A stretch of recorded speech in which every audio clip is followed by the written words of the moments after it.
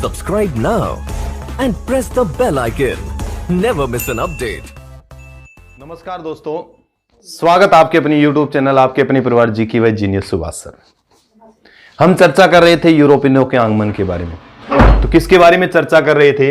यूरोपियनों का आगमन भी बहुत इंपॉर्टेंट है आपका भी, यूरोपियनों का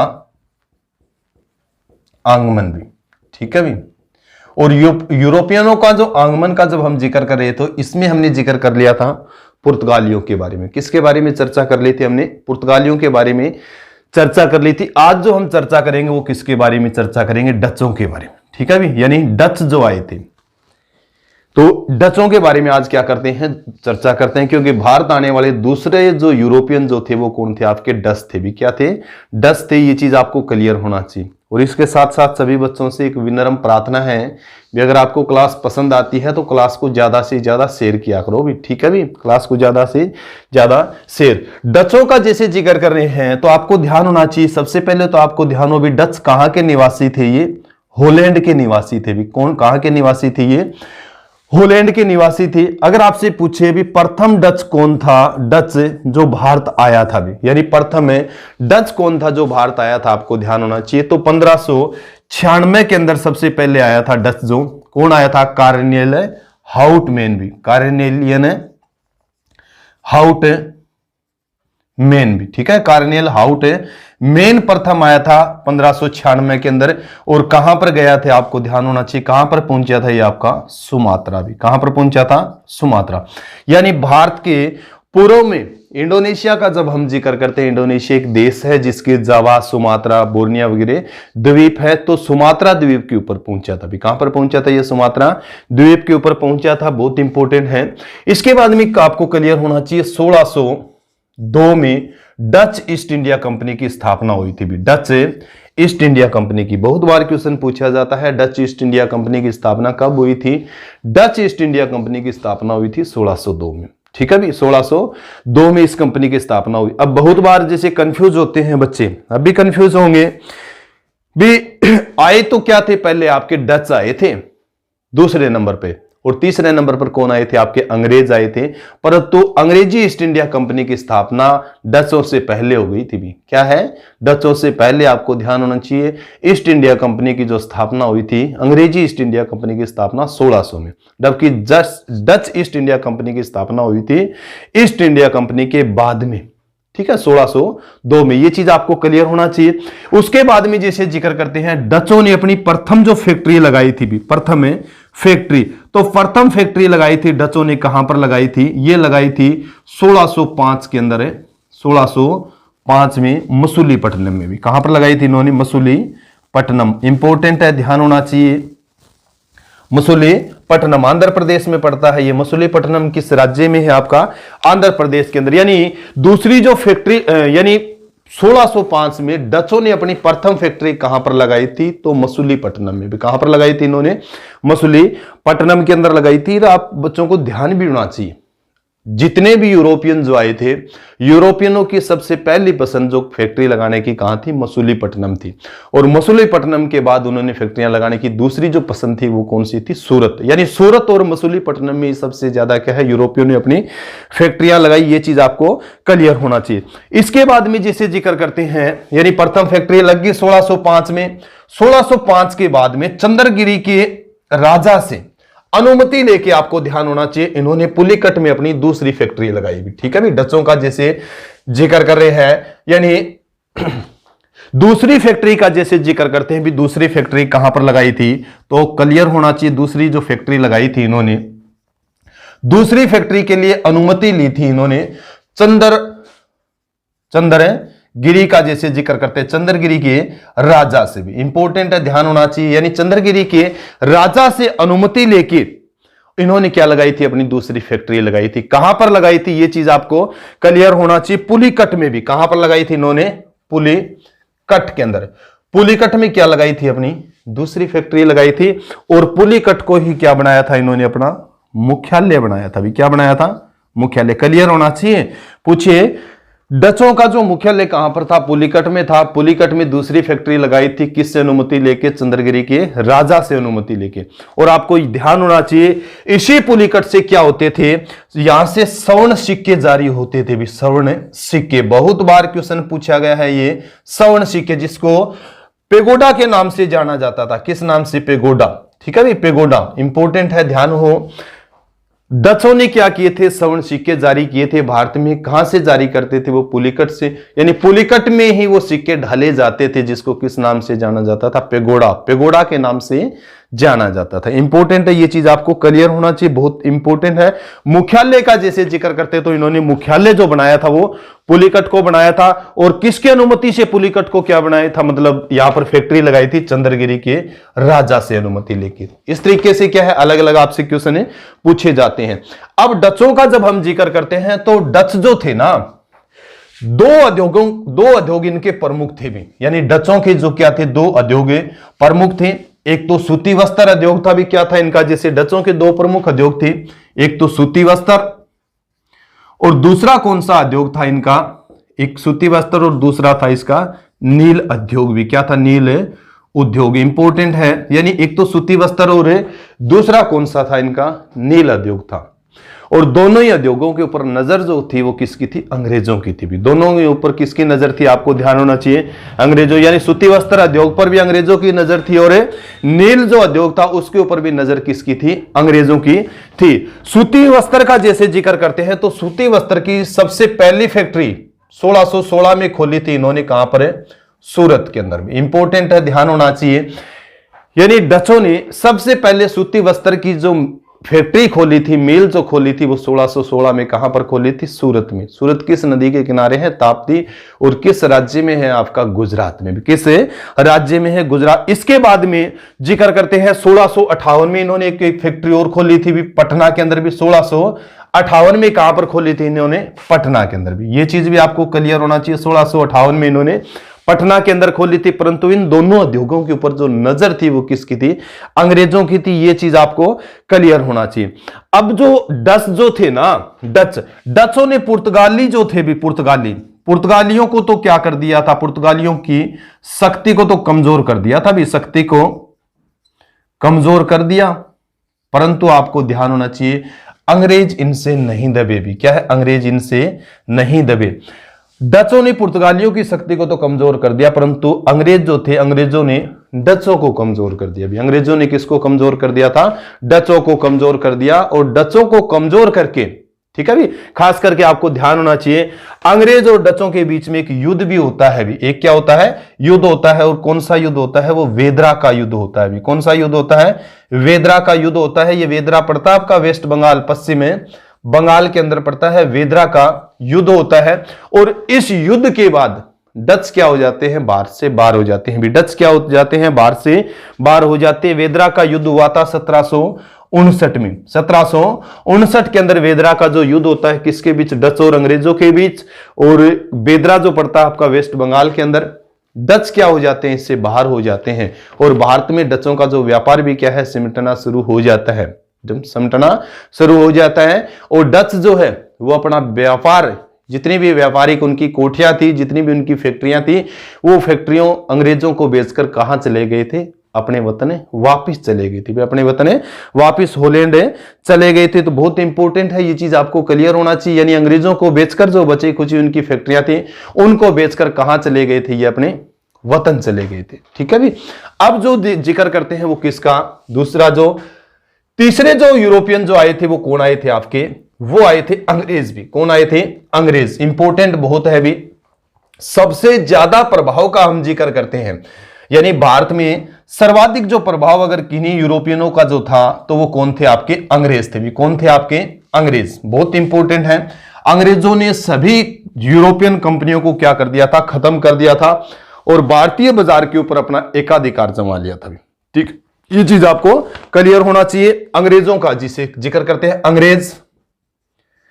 अगर आपसे पूछे भी प्रथम अंग्रेज भारत में कौन आया था भी, प्रथम अंग्रेज का जैसे जिक्र करते हैं भी, प्रथम है अंग्रेज। ठीक है भी, अंग्रेज। अंग्रेजी ईस्ट इंडिया कंपनी की जो स्थापना हुई थी, यानी अंग्रेजी ईस्ट इंडिया कंपनी की स्थापना हुई थी 1600 ईस्वी में भी। कब हुई थी? 1600 ईस्वी में। सैकड़ों बार ये क्वेश्चन पूछा गया है।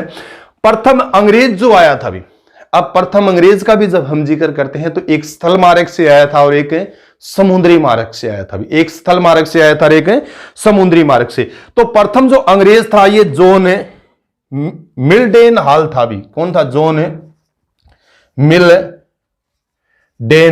हॉल। ठीक है भी, इंपॉर्टेंट है क्लियर करना। यानी सथल मार्ग से आने वाला भी क्या था? ये सथल मार्ग से आने वाला प्रथम अंग्रेज था। भी सथल मार्ग से आने वाला प्रथम अंग्रेज कौन था? जॉन मिल्डेन हॉल था।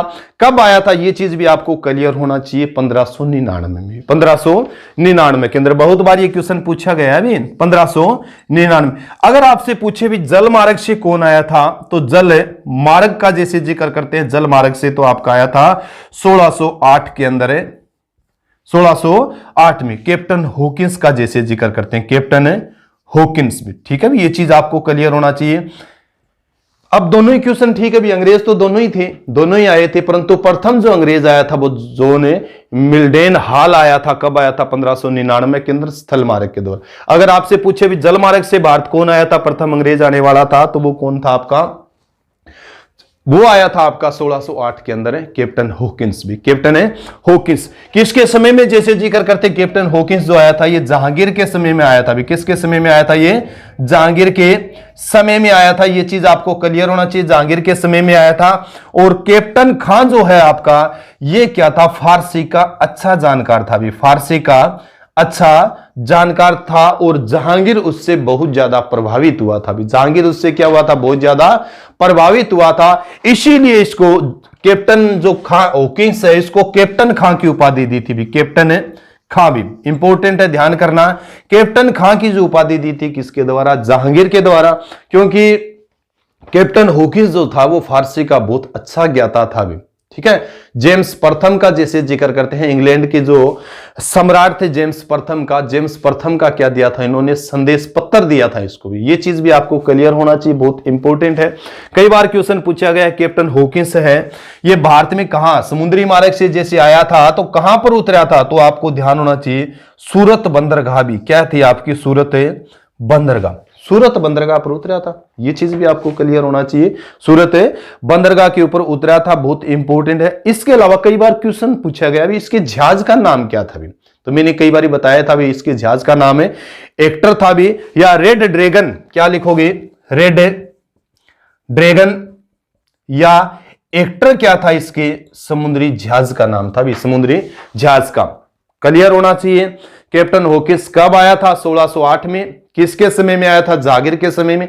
जहांगीर के दरबार में गया, जहांगीर उससे बहुत ज्यादा प्रभावित हुआ, उससे कैप्टन खां की उपाधि दी। कहां उतरा था वो भारत में? तो आपको ध्यान होना चाहिए सूरत में। भी कहां पर उतरा था? सूरत में। और सूरत में उसका विरोध भी किया था, आपको ध्यान होना चाहिए, खासकर खुरम का जैसे हम जिक्र करते हैं, जो आगे चलकर क्या बनता है आपका? शाहजहां का जैसे जिक्र करते हैं। उसके बाद में अगर इसके जहाज का जैसे जिक्र करें भी, उसका समुद्री जहाज का नाम क्या था? तो रेड ड्रैगन था, यानी हेक्टर था। उसके जहाज का नाम क्या था? एक्टर था। बहुत इंपॉर्टेंट है। किसका जैसे वो दूत बन के भारत आया था? तो जेम्स प्रथम का जैसे मैंने जिक्र किया था भी, ब्रिटेन के जो राजा है जेम्स से प्रथम, उसका क्या बन के आया था? वो दूत बनकर भारत आया था। ये चीज आपको क्लियर होना चाहिए, बहुत बार ये क्वेश्चन आपका रिपीट होता है। उसके बाद में जैसे जिक्र करते हैं, अब ये सारी की सारी बातें आपको जहांगीर से संबंधित जो बातें हैं अंग्रेजों से, यानी कैप्टन हॉकिंस से, ये याद होना चाहिए, क्योंकि कैप्टन हॉकिंस से संबंधित बहुत बार क्वेश्चन पूछे जाते हैं। भी बहुत बार क्वेश्चन पूछे जाते हैं भी इंग्लैंड के जो राजा है जेम्स प्रथम के दूत कौन थे? ठीक है। कैप्टन खां की उपाधि किसको दी गई थी? किसके दरबार में जो आया था? इस तरह के अलग अलग क्वेश्चन आपसे पूछे जाते हैं। ईस्ट इंडिया कंपनी का जैसे हम जिक्र करते हैं तो आपको ध्यान होना चाहिए 1599 के अंदर अंग्रेजी जो था आपका ब्रिटेन, जो वर्तमान ब्रिटेन इंग्लैंड है, वहां के कुछ व्यापारियों ने मिलके इंग्लैंड की जो महारानी है उस महारानी से क्या है? अनुमति मांगी। कहां की? भी हम पूर्व के अंदर क्या करना चाहते हैं? व्यापार करना चाहते हैं। भी क्या करना चाहते हैं? व्यापार करना चाहते हैं। तो ध्यान होना चाहिए 1599 का जैसे मैंने जिक्र किया, 1599 के अंदर एक मर्चेंट एडवेंचर नामक, यानी मर्चेंट्स एडवेंचर नामक क्या था? ये एक व्यापारी दल था भी। क्या था? व्यापारी दल था भी। इस दल ने क्या है, भारत में व्यापार करने के लिए, यानी भारत का जैसे ईस्ट पूर्वी भारत में व्यापार करने के लिए क्या है, अनुमति मांगी। किससे अनुमति मांगी थी? ब्रिटेन की महारानी से भी। ब्रिटेन की महारानी से भी। इंपॉर्टेंट है, क्लियर होना चाहिए। ब्रिटेन की महारानी से क्या मांगी इन्होंने? अनुमति मांगी भी हमें क्या करना है, पूर्व में व्यापार करना है भी। पूर्व में क्या करना है? व्यापार में करना है। और इसी के आधार पर ही आपको ध्यान होना चाहिए 31 दिसंबर 1600 को किसकी स्थापना की गई थी? आपकी ईस्ट इंडिया कंपनी की स्थापना की गई थी। ठीक है भी, यानी इसी के आधार पर ही आपको, इसी दल के आधार पर ही 31 दिसंबर 1600 को ईस्ट इंडिया कंपनी की स्थापना की गई थी। और ब्रिटेन की जो महारानी थी, ब्रिटेन की महारानी एलिजाबेथ टेलर का जैसे जिक्र करते हैं, एलिजाबेथ टेलर प्रथम भी, इसने क्या दे दी थी? इस कंपनी को अनुमति दे दी थी भी आप पूर्व में व्यापार कर सकते हो। कितने वर्ष के लिए? 15 वर्ष के लिए भी। 15 वर्ष के लिए। बाद में समय समय पर इसको क्या है, बढ़ाया गया था। यानी 15 वर्ष के लिए व्यापार करने के लिए क्या दे दी गई थी? इसको अनुमति दी गई थी 1600 ईस्वी में। ठीक है भी, इसको 1600 ईस्वी में जो अनुमति दी गई थी, ईस्ट इंडिया कंपनी की जो स्थापना हुई थी, इसको क्या कहा जाता है? 1600 का राजलेख भी कहा जाता है और 1600 का अधिनियम भी कहा जाता है भी। क्या कहा जाता है? राजलेख भी कहा जाता है और अधिनियम भी कहा जाता है। ये चीज आपको क्लियर होना चाहिए, बहुत इंपॉर्टेंट है। कई बार ये क्वेश्चन पूछा गया है कि किस महारानी ने जो ये अनुमति दी थी, तो ये अनुमति देने वाली महारानी थी आपकी एलिजाबेथ टेलर थी। ईस्ट इंडिया कंपनी की स्थापना कब हुई थी? 1600 ईस्वी में हुई थी। ये चीज भी आपको क्लियर होना चाहिए। कितने वर्षों के लिए अनुमति दी गई थी? तो 15 वर्षों के लिए अनुमति दी गई थी। बाद में इस अनुमति को बढ़ाया गया था। ठीक है भी, ये चीज आपको अलग अलग। अब क्या हो गया था? अंग्रेजों का रास्ता साफ हो गया था पूर्व में व्यापार करने का भी। पूर्व में व्यापार करने, और पूर्व में वो क्या है, व्यापार करने के लिए आए भी। ये चीज आपको क्लियर होना चाहिए। उसके बाद में जिसे जिक्र करते हैं, बहुत इंपॉर्टेंट है, ईस्ट इंडिया कंपनी की। बहुत बार ये क्वेश्चन पूछा भी गया है भी, जब ईस्ट इंडिया कंपनी की स्थापना हुई थी उस समय भारत में किसका शासन था भी? अब आप सब बच्चे जानते हैं ईस्ट इंडिया कंपनी की स्थापना 1600 ईस्वी में हुई थी, तो उस समय भारत में कौन था? अकबर था भी। ठीक है भी, यानी 1600 ईस्वी में जब ईस्ट इंडिया कंपनी की स्थापना हुई थी, उस समय भारत में किसका शासन था? मुगलों का शासन था भी। किसका शासन था? मुगलों का शासन था भी। और राजा कौन था मुगल शासक का जैसे जिक्र करते हैं? तो अकबर था भी। कौन था आपका? अकबर था। ये चीज आपको क्लियर होना चाहिए, बहुत इंपॉर्टेंट है। अकबर था। उसके बाद में जिसे ईस्ट इंडिया कंपनी जो आई थी ना, ईस्ट इंडिया कंपनी जो आई थी, ईस्ट इंडिया कंपनी के अंदर 26 निदेशक मंडल थे भी। 26 क्या थे? निदेशक सदस्य थे भी। आपको ध्यान होना चाहिए 26। उसमें से एक तो आपका क्या होता था? गवर्नर होता था भी। क्या होता था? एक गवर्नर था, एक आपका उप गवर्नर था भी, उप गवर्नर था। और 24 क्या थे? अन्य निदेशक सदस्य थे भी। इसके अन्य निदेशक मंडल भी कह सकते हैं या इसके सदस्य भी कह सकते हैं। यानी 26 लोगों का क्या है, एक समूह आया था भी, निदेशक मंडल के रूप में उसको जानते हैं। उसमें से एक क्या होता था? गवर्नर होता था, एक उप गवर्नर होता था, और 24 क्या होते थे? उसके सदस्य होते थे जो भारत में व्यापार करने के लिए आए थे। ये चीज आपको क्लियर होना चाहिए। उसके बाद में जिसे जिक्र करते हैं, अकबर की मृत्यु हो जाती है 1605 में। अकबर की मृत्यु कब होती है? 1605 में। और किसकी अनुमति से ये भारत में फैक्ट्री जो लगाते हैं? तो जहांगीर की अनुमति से भी। यानी जहांगीर, क्योंकि मैंने बताया था भी कैप्टन हॉकिंस भी किसके दरबार में आया था? जहांगीर के दरबार में आया था। तो जहांगीर के कहने पर ये क्या है, भारत में अपनी फैक्ट्री लगाते हैं। ये चीज भी आपको क्लियर होना चाहिए, क्योंकि 1605 में किसकी मृत्यु हो जाती है? अकबर की मृत्यु हो जाती है। अकबर की मृत्यु के बाद में ये फैक्ट्री अपनी स्थापित करते हैं। ये चीज आपको क्लियर होना चाहिए। तो सबसे पहले जो इन्होंने फैक्ट्री जो लगाई थी, आपको ध्यान हो कहां पर लगाई थी? लगानी तो इनको सूरत में थी, परंतु सबसे पहले फैक्ट्री जो इन्होंने स्थापित की थी मछलीपट्टनम में भी। कहां पर है? मछलीपट्टनम में। इंपॉर्टेंट है। अगर आपसे पूछे भी अस्थायी फैक्ट्री ईस्ट इंडिया कंपनी ने कहां स्थापित की? अस्थायी फैक्ट्री भी, अस्थायी फैक्ट्री इन्होंने स्थापित की थी मछलीपट्टनम में भी, मछलीपट्टनम में भी। ठीक है भी, पट्टनम में। और मछलीपट्टनम मैंने कई बार आपको बताया आंध्र प्रदेश में है। ठीक है भी। और स्थाई फैक्ट्री का जैसे जिक्र करते हैं, स्थाई जो फैक्ट्री इन्होंने लगाई थी वो लगाई थी सूरत में भी। कहां पर लगाई थी इन्होंने? सूरत में। सबसे ज्यादा सूती वस्त्र का भी जैसे जिक्र करते हैं, इन्होंने व्यापार जो शुरू किया था वो कहां पर शुरू किया था? सूरत के अंदर लगाई थी। ये चीज आपको क्लियर होना चाहिए, ठीक है भी। यानी स्थाई जो फैक्ट्री थी इनकी कहां पे थी? सूरत में। और अस्थाई फैक्ट्री जो लगाई थी मसूलीपट्टनम में, आंध्र प्रदेश के अंदर 1611 के अंदर, 1611 में। ये चीज आप क्लियर करो। इसके बाद में स्थाई जो फैक्ट्री लगी थी सूरत में, ये 1613 के अंदर। ये बहुत बार क्वेश्चन पूछा गया है, वेरी वेरी इंपॉर्टेंट क्वेश्चन है। अंग्रेजों की पहली फैक्ट्री, तो पहली फैक्ट्री तो आपको ध्यान हो कहां लगी थी? मसूलीपट्टनम के अंदर लग गई थी, परंतु अस्थाई थी वो। किसके साथ उसके थोड़े से संबंध खराब हो गए थे? जहांगीर के साथ उनके थोड़े संबंध खराब हो गए थे। जहांगीर के साथ संबंध खराब होने के बाद में उन्होंने एक बार क्या है भी, चलो कोठियां स्थापित करते हैं जैसे तैसे करके, तो उन्होंने मछलीपट्टनम में अस्थाई क्या लगाई थी? अपनी फैक्ट्री लगाई थी। स्थायी फैक्ट्री बाद में कहां पर लगाई थी इन्होंने? सूरत में। और खास करके हब था उस समय सूरत किसका? सूती वस्त्र उद्योग का।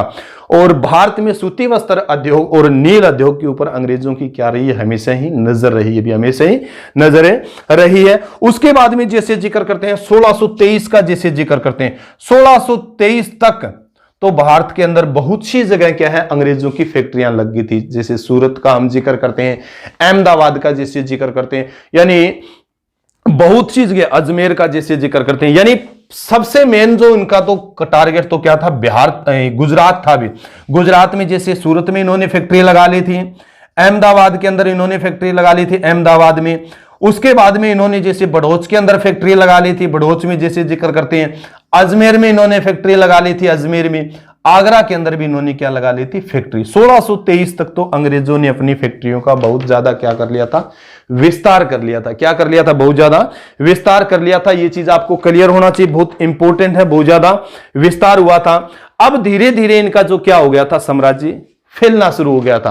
और जो छोटी कंपनियां थी, खास करके छोटी कंपनियां मींस क्या है? दूसरे जो थे, जैसे डचों को इन्होंने बाहर कर दिया था, पुर्तगालियों को भी इन्होंने समेट दिया था, खासकर गोवा तक इन्होंने सीमित कर दिया था, कोचिन गोवा तक अंग्रेजों को। यह चीज आप क्लियर करो, बहुत इंपॉर्टेंट। उसके बाद में जिसे जिक्र करें, ये गोवा जो है ना, गोवा का जैसे जिक्र करते हैं, बंबई का जैसे जिक्र करते हैं, उसके ऊपर तो अधिकार किसका रहा है? पुर्तगालियों का रहा है।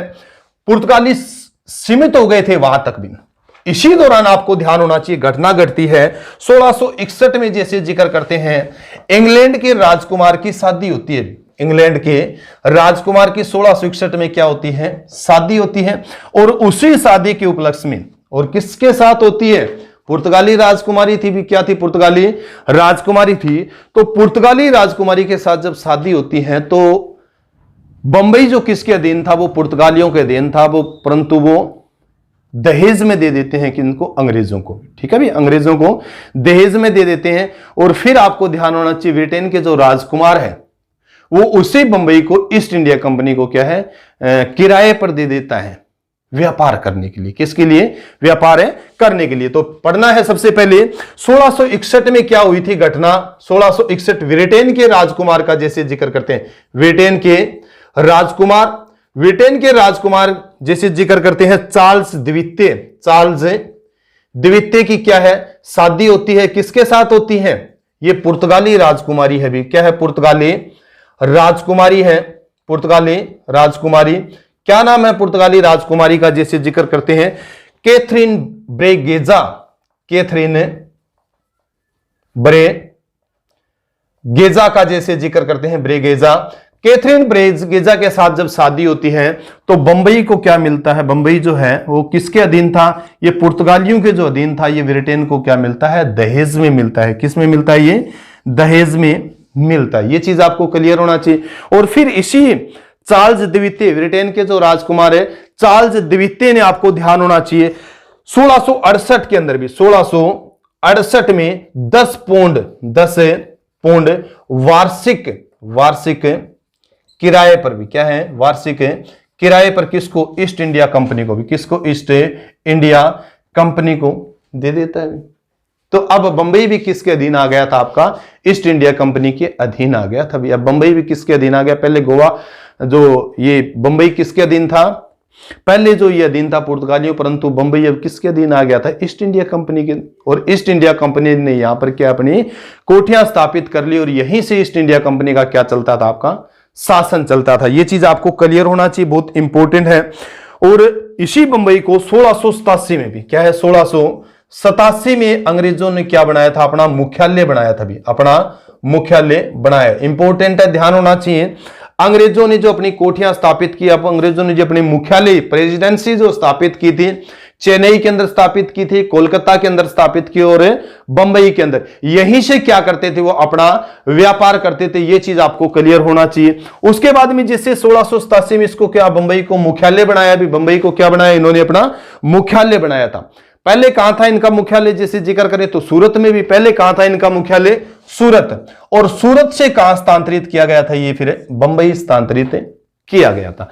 अब जैसे आधुनिक जो आपकी बंबई है ना, अब बहुत बार ये क्वेश्चन आता है कि बंबई की स्थापना किसने की थी? या आधुनिक जो वर्तमान बंबई है, जिसको 7 टापुओं का नगर कहा जाता है, भारत की आर्थिक राजधानी कहा जाता है, सोपन नगरी के नाम से भी जिसको जाना जाता है, 7 टापुओं का नगर तो कहेंगे, भारत का प्रवेश द्वार भी कहा जाता है। क्या कहा जाता है? भारत का प्रवेश द्वार भी कहा जाता है। तो इसका जो जीर्णोद्धार जो किया था, यानी वर्तमान जो आपकी बंबई है, उस बंबई को बनाने वाले कौन थे? भी तो ये भी क्या थे? कंपनी के गवर्नर थे गेरोल्ड। क्या थे? गेरोल्ड का जैसे जिक्र करते, उन्होंने ही क्या है, गेरोल्ड अंगियार का जैसे जिक्र करेंगे। गेरोल्ड अंगियार तो वर्तमान जो बंबई है ना, उस बंबई के संस्थापक के रूप में जाना जाता है। एक ब्रिटिश गवर्नर थे गेरोल्ड अंगियार को भी, गेरोल्ड अंगियार को। तो ये चीज आपको क्लियर होना चाहिए, ठीक है भी, बहुत इंपॉर्टेंट है। उसके बाद में जैसे जिक्र करें 1600, जैसे मैंने बंबई का जैसे जिक्र किया था, गेरोल्ड अंगियार का जैसे जिक्र किया था, इसी तरीके से आपको कोलकाता के बारे में भी ध्यान होना चाहिए। कोलकाता, ठीक है भी। कोलकाता पहले क्या होते थे? छोटे छोटे गांव होते थे और इन्हीं गांवों को ही सम्मिलित करके क्या बनाया गया था? कोलकाता। कोलकाता के भी जो निर्माता के रूप में या वास्तुकार के रूप में किसको जाना जाता है? सर चारनाक को भी। किसको जाना जाता है? सर चारनाक को जाना जाता है। 1696 की जैसे बात करते हैं, 1696 में बंगाल का जो सूबेदार था, भी बंगाल का सूबेदार, बंगाल के सूबेदार ने 3 गांव दिए थे। भी क्या दिए थे? 3 गांव दिए थे किसको? अंग्रेजों को। जैसे जिक्र करते 3 गांव दिए थे। कौन सा था? एक गांव कालीकत्ता था। भी क्या था आपका? कालीकत्ता का जैसे जिक्र करते हैं। दूसरा गोविंदपुर भी क्या था आपका? गोविंदपुर था। और तीसरा जो था आपका सूता नती भी क्या था आपका? सूता नती, ठीक है, सूता नती। इन तीनों को मिलाकर ही क्या बना था आपका? फिर कोलकाता बना था। भी क्या बना था? कोलकाता। किस नदी के किनारे स्थित है? आपका हुगली नदी के किनारे। किस नदी के किनारे स्थित है? आपका हुगली नदी के किनारे स्थित है, जिसको भारत का डायमंड हार्बर के नाम से भी जाना जाता है और भारत के महलों के नगर के नाम से भी इसको जाना जाता है, ठीक है भी। भारत का सबसे बड़ा म्यूजियम भी यहीं पर है और भारत की सबसे बड़ी तारामंडल भी यहीं पर है। ये चीज आपको क्लियर होना चाहिए। इन्हीं गांवों को मिलाकर ही आपको ध्यान हो 1697 में भी क्या है? 1697 के अंदर 1697 में क्या नाम दिया गया था? कोलकाता नाम दिया गया था। कोलकाता बना था। ये चीज भी आप क्लियर हो। इसके बाद में जैसे जिक्र करें, बहुत इंपॉर्टेंट है, कलकत्ता का जैसे जिक्र किया था। अभी प्रेसिडेंसियां कब कब स्थापित की थी अंग्रेजों ने? कोलकाता को कब? जैसे मैंने जिक्र किया है भी बंबई को 1687 में इन्होंने क्या बनाए थे? अपना मुख्यालय बनाया था बंबई को। इसी तरीके से चेन्नई और कोलकाता को भी क्या बनाया इन्होंने? अपना मुख्यालय के रूप में। यानी वहां से क्या करते थे? शासन करते थे। भी क्या चलाते थे? वहां से अपना राजकाज, प्रेसिडेंसी का जैसे जिक्र करते हैं। 3 प्रेसिडेंसियां प्रमुख थी अंग्रेजों की, एक बंबई थी, एक कोलकाता थी और एक चेन्नई का जैसे जिक्र करते हैं। 1640 में जो स्थापित की गई थी, 1640 के अंदर, वो मद्रास प्रेसिडेंसी थी। भी कौन सी थी? मद्रास प्रेसिडेंसी का, ठीक है भी, प्रेसिडेंसी। ये चीज आपको क्लियर होना चाहिए। उसके बाद में जिक्र करें तो 1687 में जैसे मैंने जिक्र किया ही था, बंबई प्रेसिडेंसी थी और 1697 में कौन सी बनी थी? आपकी कोलकाता भी। ये चीज आपको क्लियर होना चाहिए। कब कब इन प्रेसिडेंसियों को बनाया गया था अंग्रेजों के द्वारा? 1640, 1687 और 1600 1697 के अंदर इंपोर्टेंट है। और यहीं से क्या चलाते थे, वो अपना राजकाज चलाते थे भी, यानी ईस्ट इंडिया कंपनी का जो शासन चलता था ना, वो इन्हीं तीनों प्रेसिडेंसियों से सारे भारत के अंदर चलता था। इसके अलावा जैसे कोलकाता का मैंने जिक्र किया है, कोलकाता के अंदर, कोलकाता में फोर्ट विलियम कॉलेज की भी स्थापना की थी भी, फोर्ट विलियम कॉलेज भी, ठीक है। फोर्ट विलियम कॉलेज की जो स्थापना की गई थी, ये की गई थी 1781 में भी, 1781 के अंदर। इंपॉर्टेंट है, ध्यान करना, बहुत बार ये क्वेश्चन पूछा जाता है। फोर्ट विलियम कॉलेज है, ये कहां पर है, ये कोलकाता के अंदर है। इसकी स्थापना कब की गई थी, तो 1781 के अंदर इसकी स्थापना की गई थी। ये चीज आपको क्लियर होना चाहिए। और एक चीज मैंने खासकर उत्तरोत्तर मुगल काल जो आपका करवाया था, उत्तरोत्तर मुगल काल में मैंने 1717 का जैसे जिक्र किया था, 1717 का शाही फरमान का जैसे जिक्र किया था, शाही फरमान, ठीक है भी। फ्रुक्शियर का जैसे हम जिक्र करते हैं, वो फ्रुक्शियर ने 1717 में अंग्रेजों को क्या जारी किया था, शाही फरमान जारी किया था।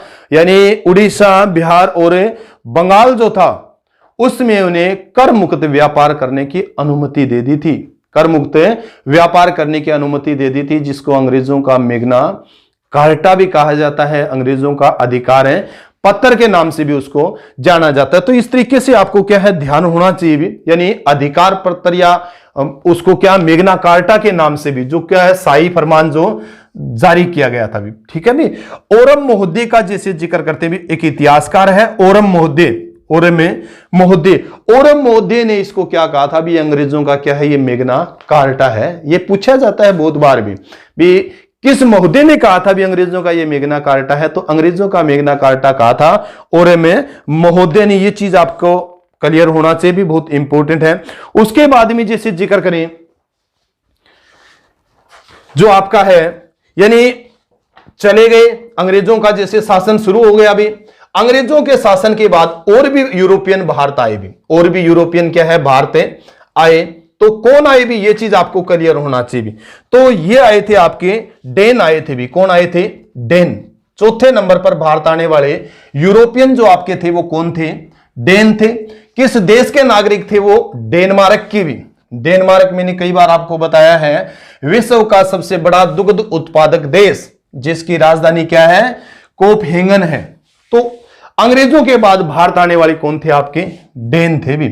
डेन मतलब डेनिश, क्या थे, डेनिश। किस देश के नागरिक थे, आपको ध्यान हो, डेनमार्क के भी। किस देश के नागरिक थे ये, डेनमार्क में, ठीक है भी। कब आए थे, ये चीज भी आपको क्लियर होना चाहिए, 1616 में भी, क्या है, ठीक है भी। यानी डेन ईस्ट इंडिया कंपनी की स्थापना कब हुई थी, डेन ईस्ट इंडिया कंपनी की, तो डेन ईस्ट इंडिया कंपनी की स्थापना हुई थी 1616 ईस्वी में। कई बार ये क्वेश्चन है पूछा गया है भी, किस देश के वासी थे, डेनिश ईस्ट इंडिया कंपनी की जो स्थापना हुई थी 1616 ईस्वी में। प्रथम फैक्ट्री का सबसे ज्यादा जिक्र होता है भी, यानी डेनिश जो लोग थे, डेनिशों ने प्रथम जो फैक्ट्री लगाई थी वो 1620 में लगाई थी भी। क्या लगाई थी, 1620 में प्रथम फैक्ट्री लगाई थी। और कहां पर, त्रेंकोबार भी, कहां पर लगाई थी, त्रेंकोबार है। और त्रेंकोबार किस राज्य में पड़ता है आपका, तमिलनाडु के अंदर 1620 में सबसे पहले इन्होंने अपनी फैक्ट्री लगाई भी, ठीक है। ये चीज आपको क्लियर हो। दूसरी फैक्ट्री का जैसे जिक्र करते हैं तो 1676 में दूसरी फैक्ट्री जो इन्होंने लगाई थी 1676 के अंदर लगाई थी, कहां पर है, श्रीरामपुर भी, श्रीरामपुर। और श्रीरामपुर पड़ता आपका कोलकाता के पास, पश्चिम बंगाल में भी। यानी दूसरी फैक्ट्री जो इन्होंने लगाई थी वो कहां पर लगाई थी, श्रीरामपुर। और श्रीरामपुर कहां पड़ता है, पश्चिम बंगाल के अंदर पड़ता है। और खासकर पटसन उद्योग के लिए भी बहुत महत्वपूर्ण रूप से इसको जाना जाता है। ये चीज आपको क्लियर होना चाहिए भी। और 1745 का जैसे जिक्र करते हैं, अब देखो ये भारत में ज्यादा समय तक नहीं रहे भी। डेनों ने जरूर अपनी फैक्ट्रियां वगैरह लगाई थी, परंतु इन्होंने अपनी फैक्ट्रियां बाद में किसको बेच दी थी, अंग्रेजों को बेच दी थी। और कहां चले गए थे वापिस, ये चले गए थे, आपको ध्यान होना चाहिए, अपने वतन डेनमार्क चले गए थे भी। कहां चले गए थे, डेनमार्क। सिर्फ इतना पढ़ना है। चौथे नंबर पर कौन आए थे, डच डेनिश आए थे। किस देश के वासी थे वो, डेनमार्क के वासी थे। डेनमार्क का जैसे जिक्र करते हैं, विश्व का सबसे बड़ा दुग्ध उत्पादक देश है, कोपेंगन राजधानी है। डेनिश ईस्ट इंडिया कंपनी की स्थापना कब हुई थी, 1616 में। और उन्होंने प्रथम फैक्ट्री 1620 में त्रेकोबार तमिलनाडु के अंदर लगाई थी। दूसरी फैक्ट्री लगाई थी 1676 में श्रीरामपुर वेस्ट बंगाल में। परंतु ज्यादा व्यापार नहीं किया। और अपना जितना भी व्यापार था वो अंग्रेजों को बेचकर कहां चले गए थे, वापिस चले गए थे। इसके बाद में अंत में जो आए थे आपके, वो कौन आए थे, आपको ध्यान होना चाहिए, वो आए थे आपके फ्रांसीसी। मैंने पहले ही जैसे जिक्र किया था भी भारत में सबसे अंत में आने वाले जो है, पहले आने वाले आपके पुर्तगाली थे और अंत में आने वाले जो आपके हैं वो कौन है, वो फ्रांसीसी है भी। ठीक है भी, कौन है आपके, फ्रांसीसी। क्लियर होना चाहिए। अंत में जो आपके कौन आए थे, फ्रांसीसी आए थे। और फ्रांसीसी ईस्ट इंडिया कंपनी की स्थापना कब हुई थी, तो 1664 में भी। क्या है, 1664 के अंदर। ठीक है भी, यानी फ्रांसीसी ईस्ट इंडिया कंपनी की स्थापना का अगर आपसे पूछे भी फ्रांसीसी ईस्ट इंडिया कंपनी की स्थापना कब हुई थी, तो 1664 में। अंतिम समय में क्या आए थे, यानी सबसे लास्ट में भारत आए थे। 5 जो यूरोपियनों का जब हम जिक्र करते हैं ना, तो उस क्रम में अंतिम जो भारत आने वाले यूरोपियन जो थे आपके, फ्रांसीसी थे भी। कौन थे, फ्रांसीसी। और भारत में फ्रांसीसी साम्राज्य को विकसित करने का जो श्रेय जाता है वो किसको, डुप्ले को जाता है। किसको जाता है, डुप्ले को जाता है। ये चीज आपको क्लियर होना चाहिए। फ्रांसीसी आए थे 1664 में, जो इसकी ईस्ट इंडिया। अगर आपसे पूछे भी फ्रांसीसी था कौन जो भारत आया था भी, काल बर्ट आया था भी। कौन आया था, काल बर्ट भी। ठीक है भी, यानी प्रथम फ्रांसीसी कौन था जो भारत आया था, वो आया था आपका काल बर्ट आया था। आपने सुना होगा लुई 14वें का जैसे जिक्र करते हैं, लुई 14वें। तो लुई 14वां जो सम्राट था भी, क्या था, लुई 14वें के मंत्री, क्या है, के मंत्री कालबर्ट क्या आया था, भारत आया था भी। क्या आया था, यानी लुई 14वें के मंत्री कालबर्ट क्या आया था, भारत में सबसे पहले आया था। ये चीज आप क्लियर करो, बहुत इंपॉर्टेंट है। प्रथम फ्रांसीसी आया था, कब आया था, 1664 में। और 1664 में फ्रांसीसी ईस्ट इंडिया कंपनी की स्थापना हुई थी। फ्रांसीसी ईस्ट इंडिया कंपनी की स्थापना हुई थी। उसके बाद में अगर आपसे क्वेश्चन पूछे भी फ्रांसीसियों ने प्रथम फैक्ट्री कहां लगाई थी भी, प्रथम फैक्ट्री, तो प्रथम फैक्ट्री का जैसे जिक्र करते हैं तो प्रथम फैक्ट्री लगाई थी इन्होंने सूरत में भी। कहां पर लगाई थी इन्होंने, सूरत में, 1668 में भी। कब, 1668 के अंदर इन्होंने सूरत में प्रथम फैक्ट्री लगाई भी। ये भी बहुत इंपॉर्टेंट है, क्योंकि मैंने बताया है ना आप सभी बच्चों को भी, सूरत और मसूलीपट्टनम क्या रहे हैं, हमेशा ही यूरोपियनों की क्या रहे हैं, केंद्र बिंदु रहे हैं।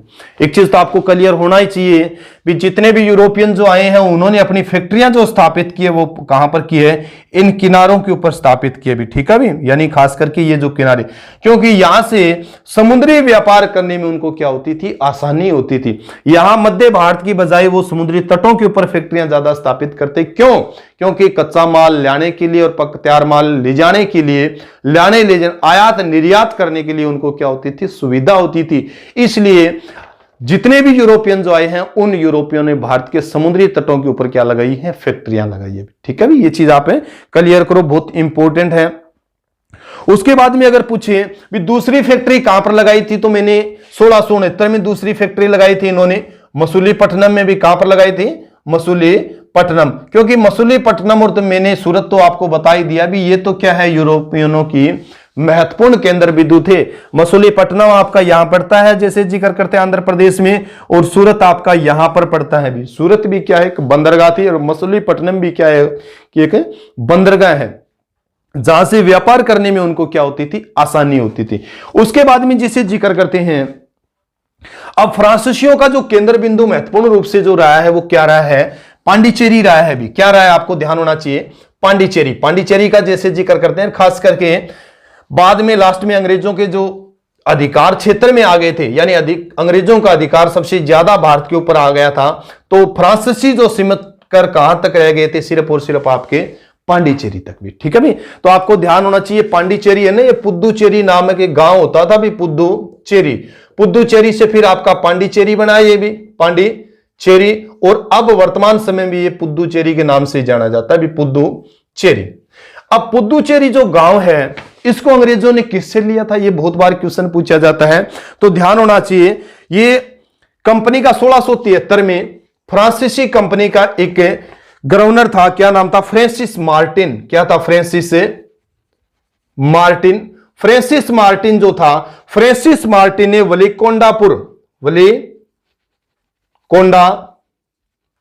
वलीकोंडापुर के सूबेदार, क्या है, सूबेदार शेर खां से भी, क्या है, शेर खां से क्या लिया था, आपका पुद्दुचेरी के गांव लिया था। अभी पुदुचेरी क्या लिया था, एक गांव लिया था, और इसी को ही क्या बनाया था, फ्रांसीसियों ने अपना मुख्यालय बनाया था। यानी ये पुदुचेरी जो गांव है ना, जिसको पांडिचेरी भी कहा जाता था, फिर पुदुचेरी कहने लगी अभी वर्तमान में। 1673 में फ्रांसीसी गवर्नर था फ्रांसिस मार्टिन, उसी ने वलीकोंडापुर के सूबेदार शेर खां से क्या ये गांव लिया था। ठीक है भी, ये चीज आपको क्लियर होना चाहिए। और इसी पुदुचेरी को क्या बनाया था, फिर इन्होंने मुख्यालय बनाया था। अभी क्या बनाया था, इन्होंने मुख्यालय बनाया था। ये चीज आपको क्लियर होना चाहिए। मैंने बहुत बार आप सब बच्चों को बताया भी है। पांडिचेरी को बाद में अंग्रेजों ने छीन भी लिया था। अभी पांडिचेरी को अंग्रेजों ने बाद में क्या कर लिया था, छीन भी लिया था 1761 का, जैसे मैं बहुत बार आप सब बच्चों के सामने जिक्र करता हूं, क्योंकि 1761 में ही पानीपत का मैंने बताया था तीसरा युद्ध हुआ था। 1761 में मैसूर साम्राज्य की स्थापना हुई थी, और 1761 में ही माधवराव का पेशवा बना था, और 1761 में ही अंग्रेजों ने पांडिचेरी को छीन लिया था। किससे, फ्रांसीसियों से। भी किससे, फ्रांसीसियों से। तो ये चीज आपको क्लियर होना चाहिए, बहुत इंपॉर्टेंट है। उसके बाद में जैसे इसको मुख्यालय बनाया था, कब बनाया था मुख्यालय पूछे तो 1674 में भी। ठीक है भी, 1673 में तो इसको अधीन लिया किया था, परंतु 1674 में इसको क्या बना लिया था, मुख्यालय बना दिया था भाई। ठीक है भी, इसके बाद में जैसे जिक्र करते हैं, यहीं पर किले का निर्माण भी किया गया था। यानी जैसे पुदुचेरी का हम जिक्र करते हैं तो फोर्ट लुई का जैसे जिक्र करें भी, फोर्ट फोर्ट मतलब क्या होता है, किला होता है। फोर्ट लुई का जो निर्माण यहीं पर किया गया था, फोर्ट लुई का निर्माण यहीं पर भी इंपॉर्टेंट है। फ्रांसीसियों के द्वारा यहीं पर फोर्ट लुई किले का निर्माण करवाया था। और फिर आपको ध्यान होना चाहिए, फ्रांसीसी और अंग्रेजों के बीच 1760 में एक युद्ध हुआ था भी, वाडीवास का युद्ध भी। क्या हुआ था, वाडीवास का युद्ध। याद करना भी बहुत इंपॉर्टेंट है। वाडीवास का जो युद्ध हुआ था वो किसके बीच हुआ था, अंग्रेजों व फ्रांसीसियों के बीच ये युद्ध हुआ था। और अंग्रेज इसमें क्या हुए थे, विजित हुए थे। अंग्रेज क्या हुए थे इसमें, विजित। वाडीवास आपसे पूछा जा सकता है भारत के किस राज्य में है, तमिलनाडु के अंदर। किस राज्य में है ये, आपके तमिलनाडु के अंदर है, बहुत इंपॉर्टेंट है।